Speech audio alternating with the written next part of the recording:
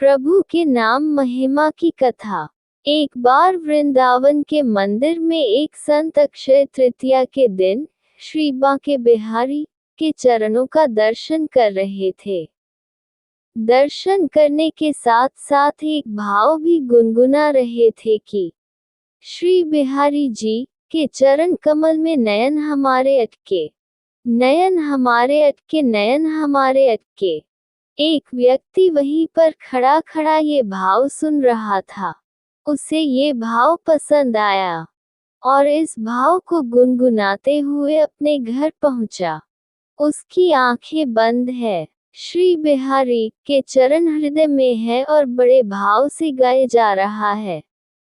लेकिन उस व्यक्ति से एक गलती हो गई।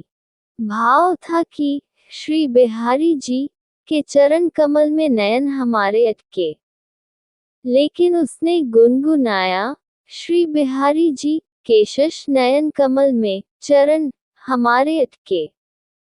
थोड़ा उल्टा हो गया, लेकिन ये व्यक्ति बड़ा मगन होकर गाने लगा।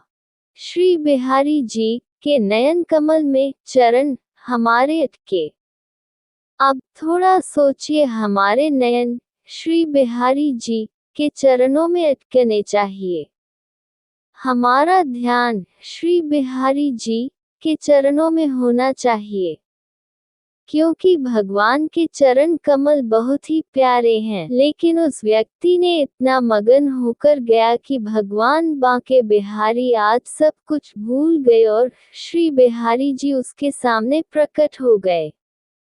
बांके बिहारी ने उससे मंद मंद मुस्कुराते हुए कहा, अरे भैया, मेरे एक से बढ़कर एक बड़ा भक्त है, लेकिन तुझ जैसा निराला भक्त मुझे मिलना बड़ा मुश्किल है। लोगों के नयन तो हमारे चरणों के अटक जाते हैं, पर तुमने तो हमारे ही नयन अपने चरणों में अटका दिए। वो व्यक्ति समझ ही नहीं पाया कि क्या हो रहा है। आज भगवान ने उसे साक्षात दर्शन दे दिए। फिर अपनी भूल का एहसास भी हुआ कि मैंने भगवान के नयनों को अपने चरणों में अटकने के लिए कहा। लेकिन फिर उसे समझ आया कि भगवान तो केवल भाव के भूखे हैं। अगर मुझसे कोई गलती होती तो भगवान मुझे दर्शन देने ही नहीं आते। मेरे भाव पे आज भगवान रीझ गए।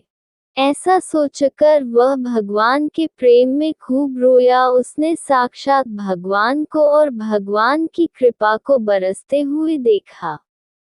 धन्य है ऐसे भक्त और भगवान। श्री हरि चरण दुख हरण। बोलो श्री बांके बिहारी लाल की जय। जय जय श्री राधे। जय लड्डू गोपाल।